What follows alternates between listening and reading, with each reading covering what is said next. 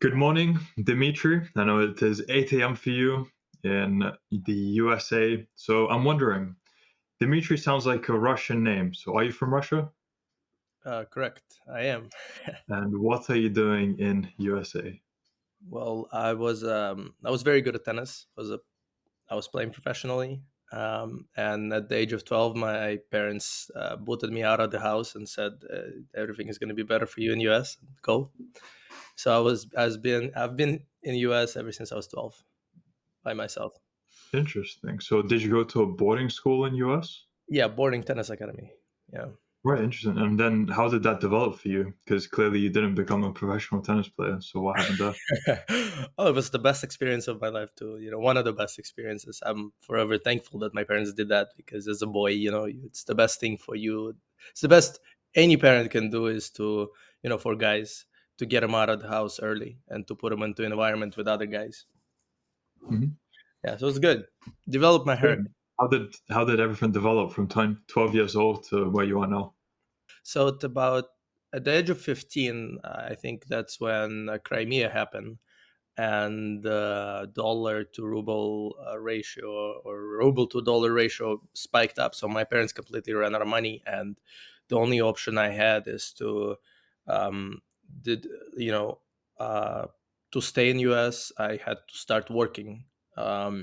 I started working full time at the age of 15 just to stay in US because I didn't want to go back to Russia. I mean, I just always thought I was very used to living here, and I always thought this was the best for me. So at the age of 15, I started working full time. Well, with that being said, I still play tennis, but now you can already tell it wasn't really. I wasn't focused on playing. I was focused on making money and surviving. And then I got really really good at teaching tennis. And by the time I was 22, I was making $120,000. Working part time. Um, I was always booked. My hourly price was $125 an hour. It was very good. But Mhm. yeah, and then I fell off a 110-foot cliff. Yeah. Okay, so what's the story there? Well, I was dating a girl. You know how it always goes, right? Fucking woman. I was dating this girl, and she had a dog.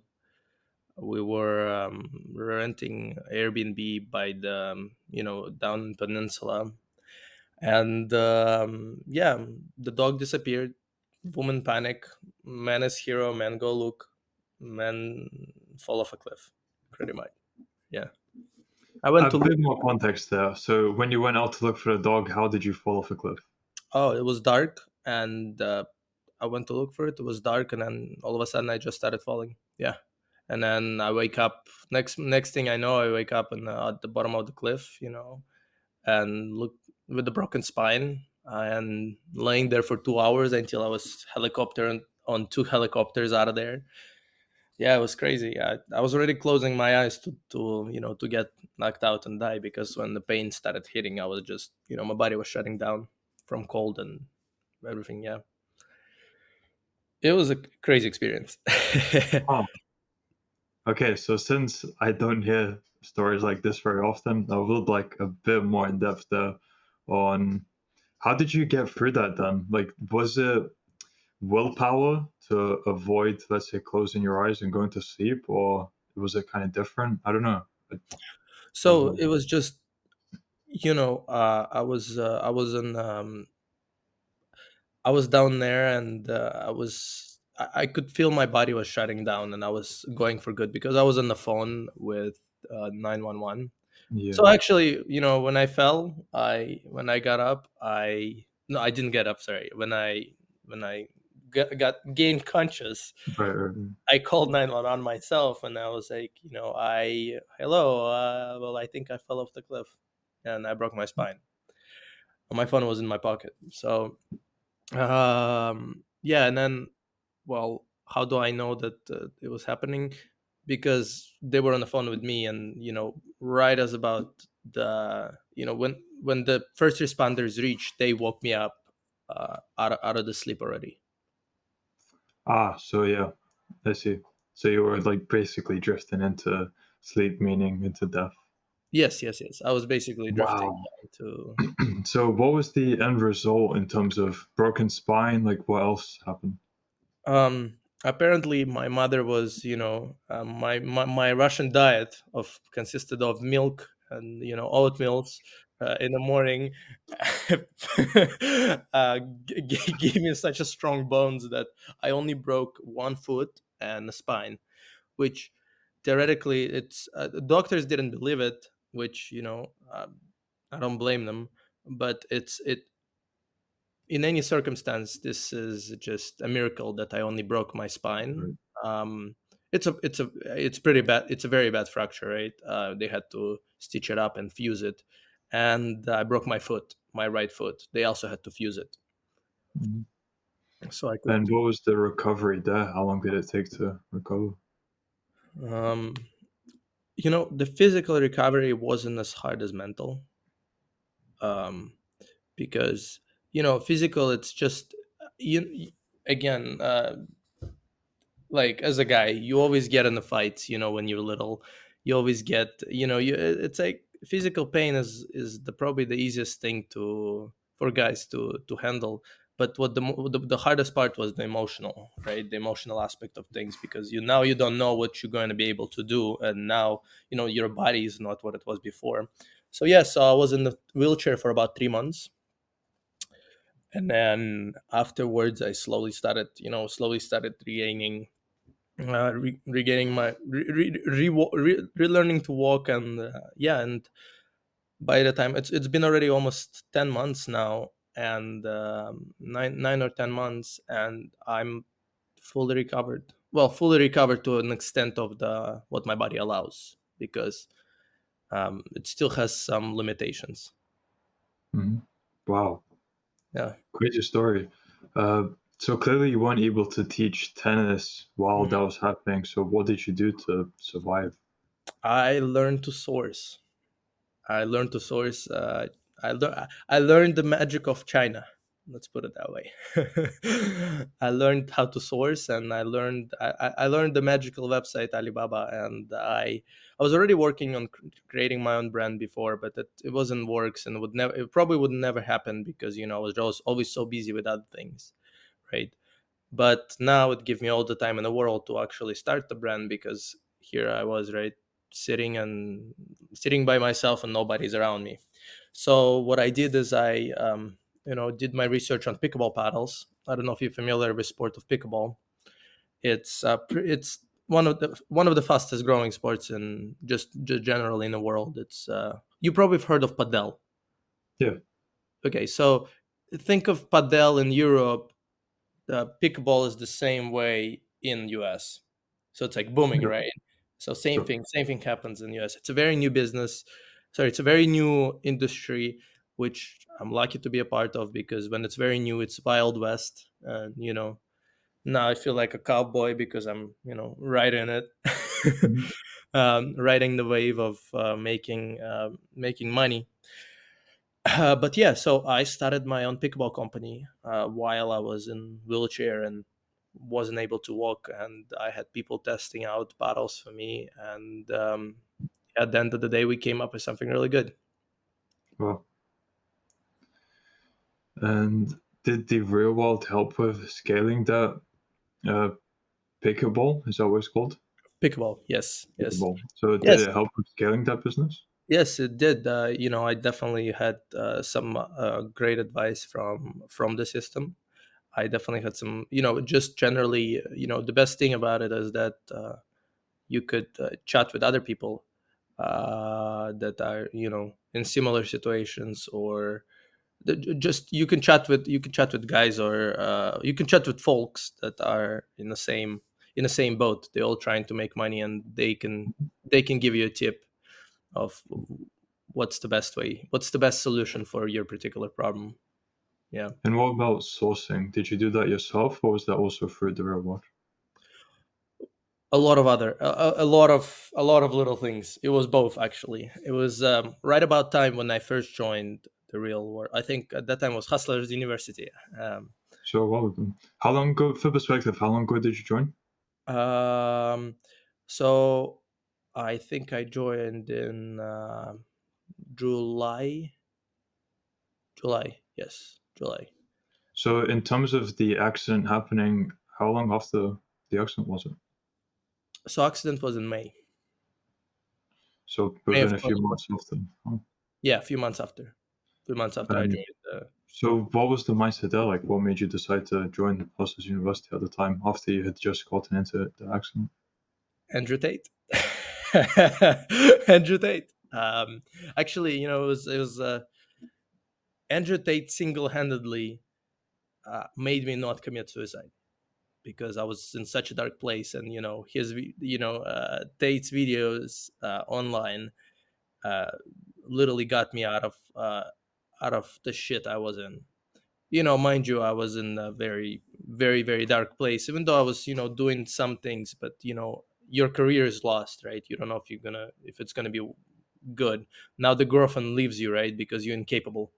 I mean, obviously, um, there's a lot of talk about it. Men have to be capable at all, in any, you know, it, it does. It's there's no excuse for guys. It's Mhm. just there's no excuse. So when you become incapable, they leave you. So she left me, and yeah, it was just very hard, and I almost committed suicide actually.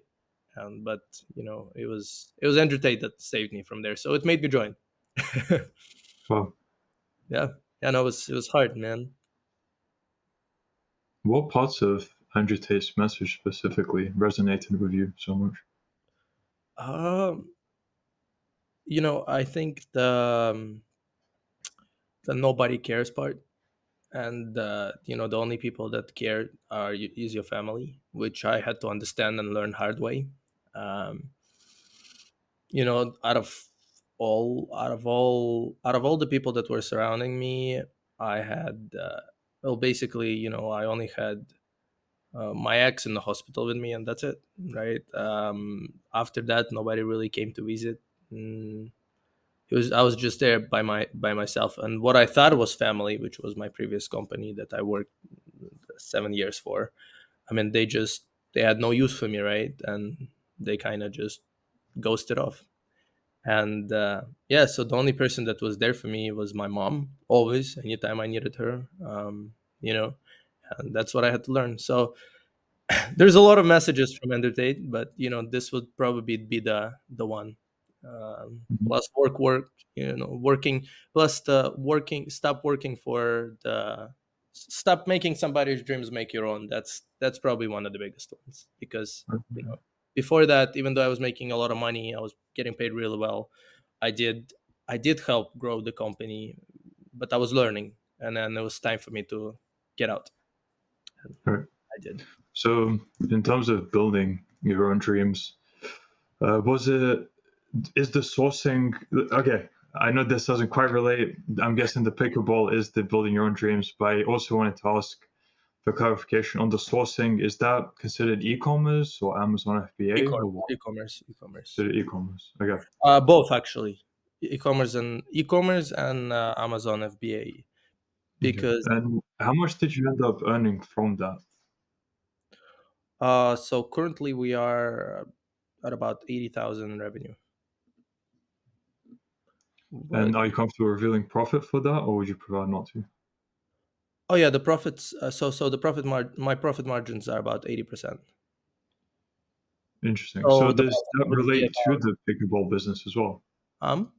Does that relate to the pickleball Oh, it's business? all pickable. It's all pickable. It's all. Ah, I actually have a company. I actually have legit something that is, you know.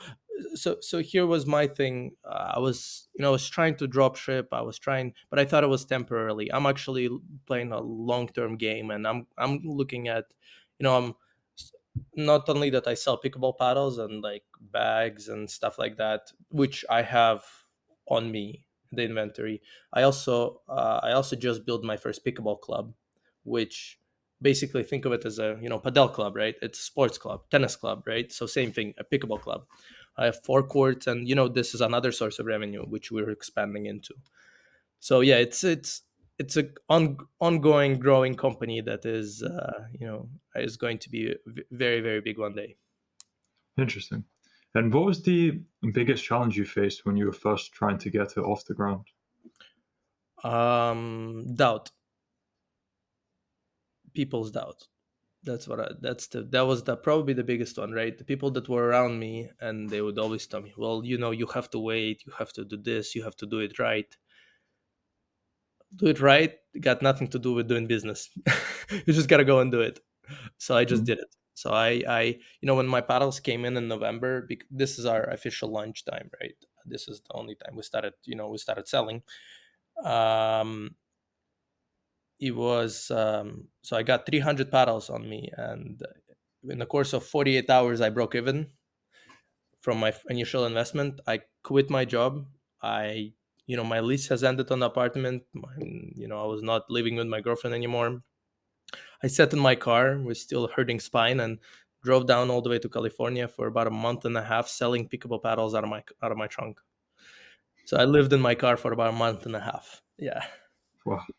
No, it was, maybe there was other ways, but this what gave my brand kind of a initial recognition and initial exposure, and now it's doing really well. Like we are, in the course of 6 months, we are uh, we are already starting to become a big dog in our industry. Hmm. Good. So where do you see the scaling even further in, let's say, 6 months to 1 year? I see it scaling for the next 2 to 3 years, very massively. Just because the amount of money that is flowing into it.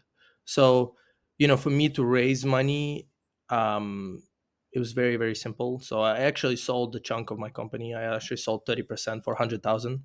It was when I was just starting out, just so it could give me a boost, a company Some without equity to oxygen. work with, yeah. Yeah, like something to fall on if there's trouble, and to scale faster, add a lot more things. So it's I'm just basically all of pretty much majority of my sales, um they are in one state. I haven't even haven't even taken other states yet, which I will just over summer. My plan is to get in an RV and travel around the country promoting the brand, which is it's the best month haven't hit yet, but we already in what? So we already have about 9 stores nationwide, carrying our gear, carrying our paddles. Um, so one store in Canada. There's one store in Australia that carries our paddles, and there is about 7 more down here in US, from West Coast to East Coast. Yeah. Interesting. And how did you get it all the way to Australia and Canada? What was the process there? Oh, it just looks awesome, man. It looks the best. I don't know if you take a look at it, but if you compare it to my competition, they just suck. That's why it looks the best. It plays the best. Uh,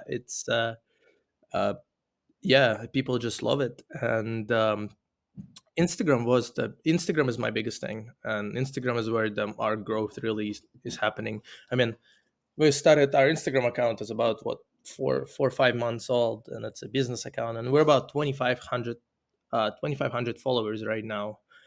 Right now, 2,500 2,500 followers doesn't sound very impressive if it's a doggy industry or if it's tennis industry, but in pickleball with the amount of pickleball posts, I'll tell you the pickleball outreach, pickleball hashtag in Instagram only has about 400,000 posts.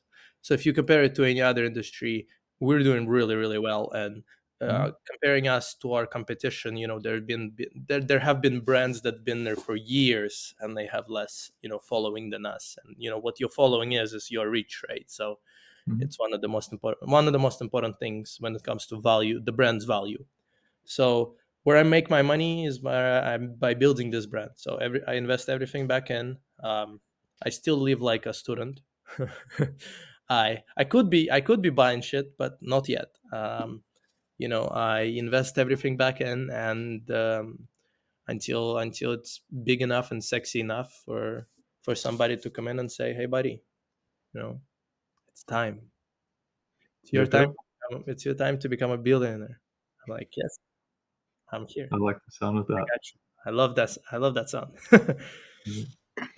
Interesting. Okay, so Big Sean said. Now I'm wondering, going back into the real world, what have been the three biggest lessons you've learned from your time in there?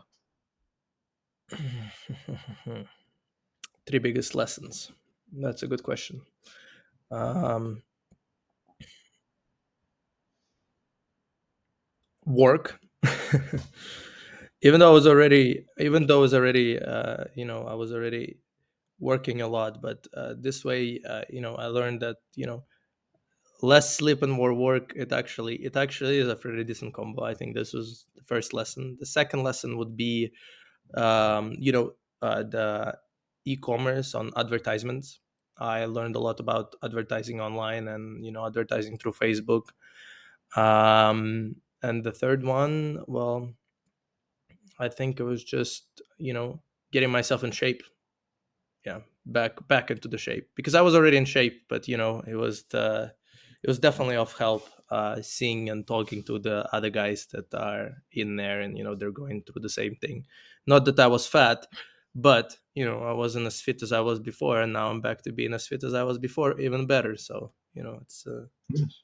yeah. So you're comfortably going to the gym now in terms of recovery, or are Yep. there still some restrictions to what you can't do? There's no more restrictions. I'm comfortably going in. The restriction I had restrictions for about 6 months, and now they're all lifted. Yeah. um so now I can live as a human. Yes, actually, believe it or not, going to the gym is more comfortable than cleaning, because cleaning Interesting. requires a lot of bending and unbending. Mhm. So my back gets tired even more. Yeah, it's tired more. So little things, they hurt more than just bigger things. Yeah. And how's your tennis now? Like, are you still able to play tennis properly, or is it just I something you're not haven't played interested in ever anymore? since. I haven't played ever since. Okay, I see. I haven't come out yet. Tennis is very rotational, so there is a lot of running involved and a lot of rotation Mhm. while you run.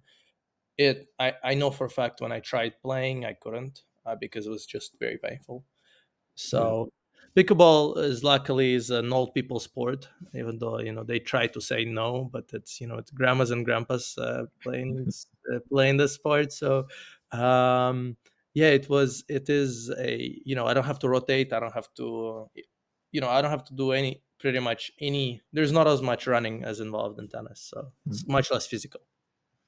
Do you do coaching as well for pickleball, or is I do. I do. I try not to, because coaching doesn't pay as much as yeah, it. So, um, yeah, not that it doesn't pay. I will have my.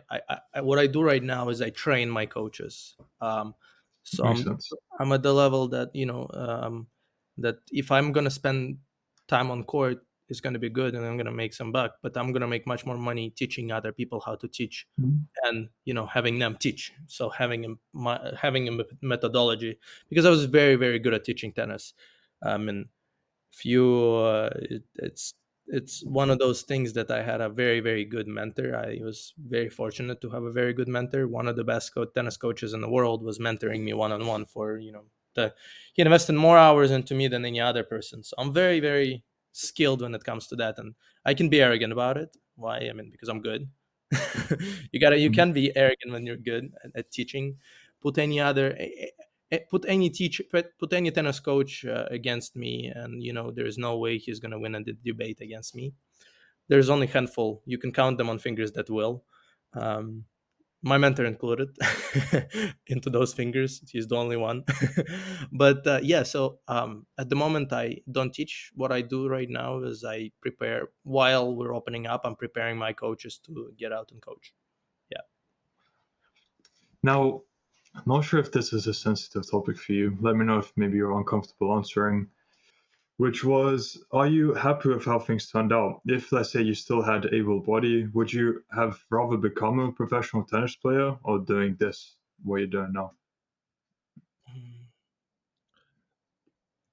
I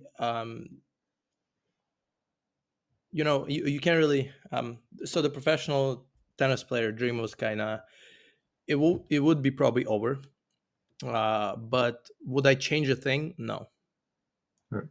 Like, I am very happy at where I am, and I am so glad that I had to go through it, Right. because that, people, that this is one of the biggest lessons that Tate taught me, is that, whatever fucking happens to you, you can either be a bitch about it, or you can, get up and do things. And I did exactly that. So I stopped bitching that, all this bad shit happened to me, and I went up and, um and started making my own future.